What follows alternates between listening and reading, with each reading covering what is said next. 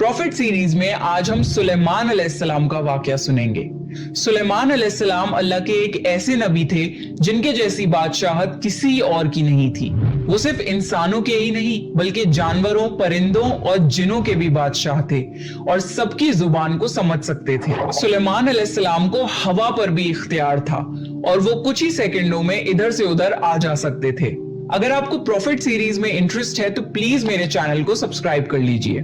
चलिए शुरू करते हैं with the real life story of prophet Sulaiman अलैहिस्सलाम।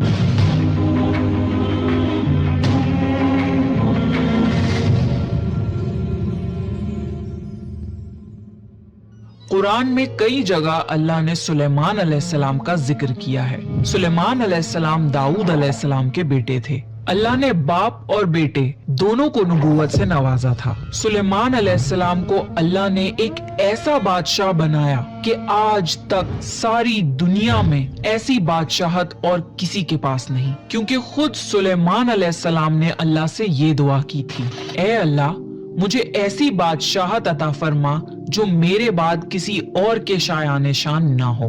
फिर अल्लाह ने हवा को सुलेमान अलैहिस्सलाम के कंट्रोल में दे दिया। सुलेमान अलैहिस्सलाम जहां चाहते हवा उन्हें नरमी से पहुंचा दिया करती थी। महीनों का सफर सुलेमान अलैहिस्सलाम मिनटों में तय कर लिया करते थे और अल्लाह ने सुलेमान अलैहिस्सलाम को जिनों पर कंट्रोल दे दिया। जिन सुलेमान अलैहिस्सलाम के हुक्म से बुलंद इमारतें तामीर करते थे, दरिया में गोता लगाकर उनसे हीरे, जवाहरात और मोती वगैरह निकालते थे।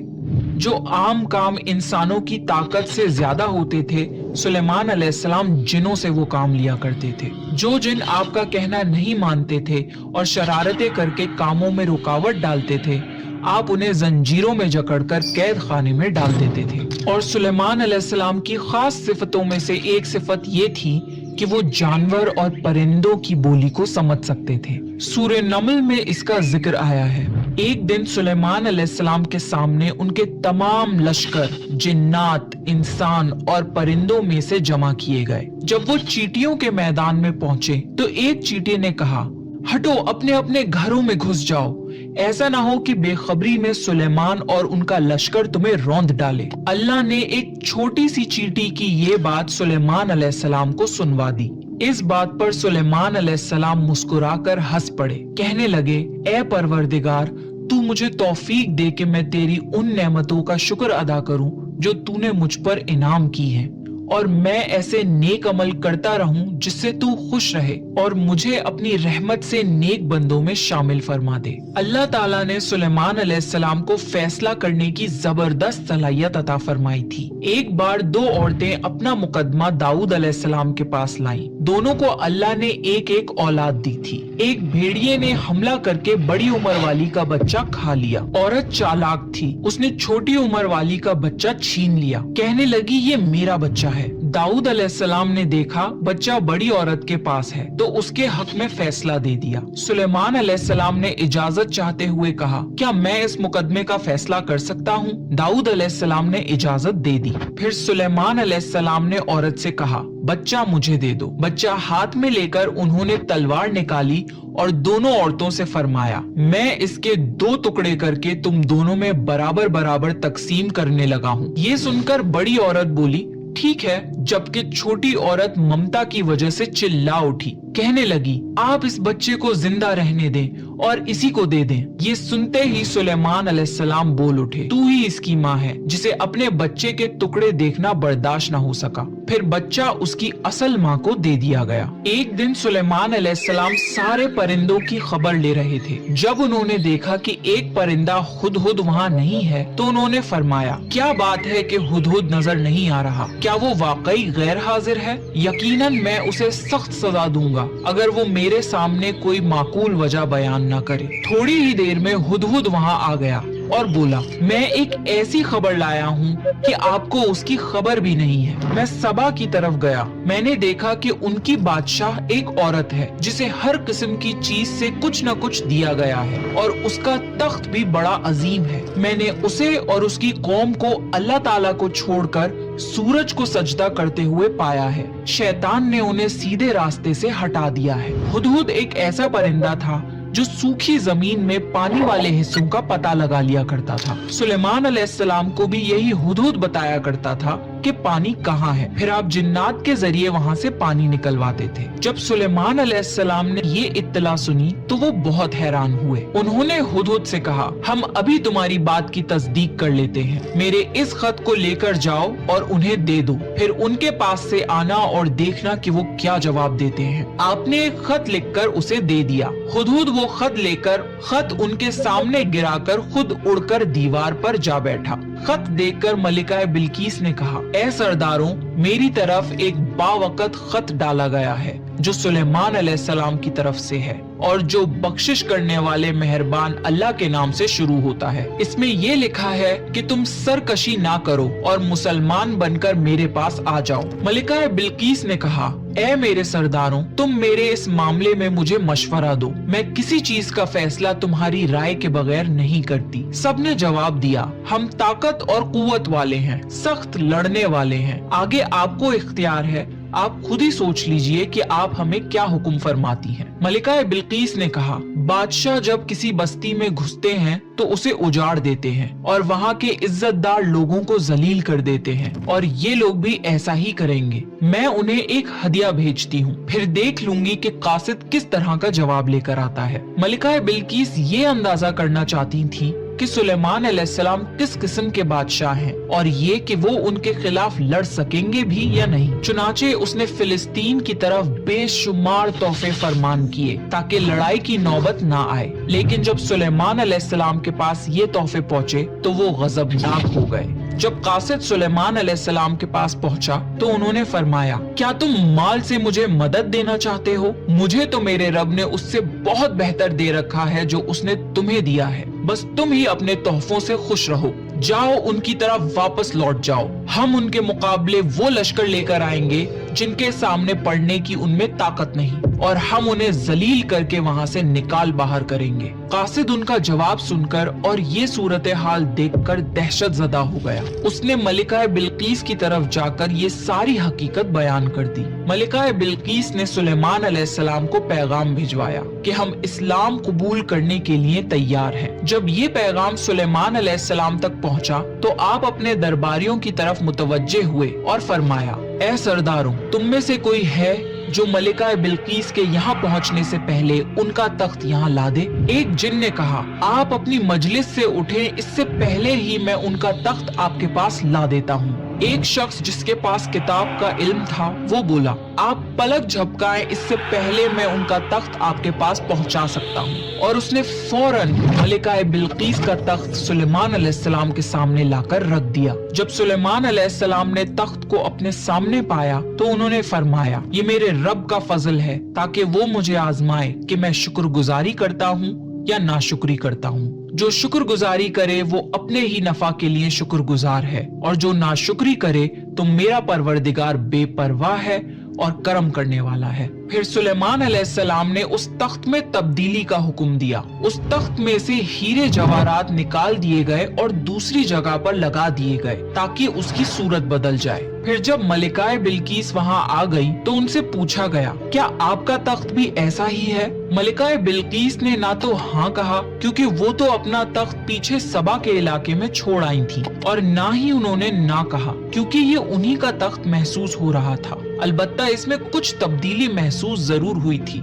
काफी सोचकर उन्होंने जवाब दिया, ये तख्त मेरा ही लगता है। इसके बाद सुलेमान अलैहिस्सलाम मलिका बिल्कीस को एक महल में ले गए। सुलेमान अलैहिस्सलाम अपनी सल्तनत का एक ऐसा मंजर दिखाना चाहते थे जो किसी इंसान ने पहले ना देखा हो। ये महल मुकम्मल तौर पर शीशे का बना हुआ था। इससे दूसरी तरफ देखा जा सकता था। फर्श भी शीशे का था। शीशे के नीचे पानी छोड़ा गया था। पानी चलता रहता था। आप मलिका बिल्कीस को लेकर उस महल में दाखिल हुए तो वो बहुत हैरान हुई कि इस महल में तो पानी बह रहा है। उन्होंने अपना लिबास कुछ ऊपर कर लिया ताकि वो भीग न जाए। फिर मलिका बिल्कीस ने अपना पैर पानी पर रखना चाहा तो वो शीशे पर पड़ा। इस बात पर मलिका बिल्कीस को बहुत शर्मिंदगी महसूस हुई कि वो धोखा खा गईं। ये शीशे का महल इतना आलीशान था कि इसे जिनों के जरिए बनाया गया था। सुलेमान अलैहिस्सलाम ने फरमाया, ये ऐसा महल है जिसमें नीचे भी शीशे जड़े हुए हैं। ये अजीम सल्तनत देखकर वो जान गईं कि सुलेमान अलैहिस्सलाम सिर्फ बादशाह ही नहीं है बल्कि अल्लाह के नबी भी हैं। सुलेमान अलैहिस्सलाम ने मलिका बिल्कीस को ऐसे मौजज़ात इसलिए दिखाए ताकि उन्हें यकीन हो जाए कि अगर दुनिया की सल्तनत इतनी बेहतरीन हो सकती है तो अल्लाह कैसा बादशाह होगा। अल्लाह के सामने सूरज तो कुछ भी नहीं जिसकी वो इबादत किया करती थी। मलिका बिल्कीस कहने लगी, ऐ मेरे परवरदिगार, मैंने अपनी जान पर जुल्म किया, अब मैं सुलेमान अलैहिस्सलाम के साथ अल्लाह की फरमाबरदार बंदी हूँ। मलिका बिल्कीस के साथ साथ उनकी पूरी कौम ईमान ले आई। सुलेमान अलैहिस्सलाम का सबसे बड़ा कारनामा ये है कि सुलेमान अलैहिस्सलाम ने मस्जिदुल अक्सा तामीर करवाई। इसकी पहली तामीर याकूब अलैहिस्सलाम ने करवाई थी, लेकिन जब बुख्ते नुसर ने अपना कब्जा जमा लिया तो उसने मस्जिदुल अक्सा तोड़ दी थी। लेकिन जब सुलेमान अलैहिस्सलाम को अल्लाह ताला ने बादशाहत अता की तो उन्होंने मस्जिदुल अक्सा की तामीर शुरू करवा दी। इसके साथ साथ उन्होंने हैकल सुलेमानी भी तामीर करवाया। यहूद आज तक इसको मुकद्दस समझते हैं। ये हैकल सुलेमानी मस्जिदुल अक्सा के बिल्कुल करीब है। रसूलुल्लाह सल्लल्लाहु अलैहि वसल्लम ने फरमाया कि मस्जिदुल हरम में एक नमाज का सवाब 1,00,000 नमाजों के बराबर है। मस्जिदुल नबवी में एक नमाज का सवाब 1,000 नमाजों के बराबर है और मस्जिदुल अक्सा में एक नमाज का सवाब 500 नमाजों के बराबर है। रसूलुल्लाह सल्लल्लाहु अलैहि वसल्लम ने फरमाया, जब सुलेमान अलैहिस्सलाम ने बैतुल मुकद्दस को तामीर किया तो अल्लाह ताला से 3 दुआएं मांगी।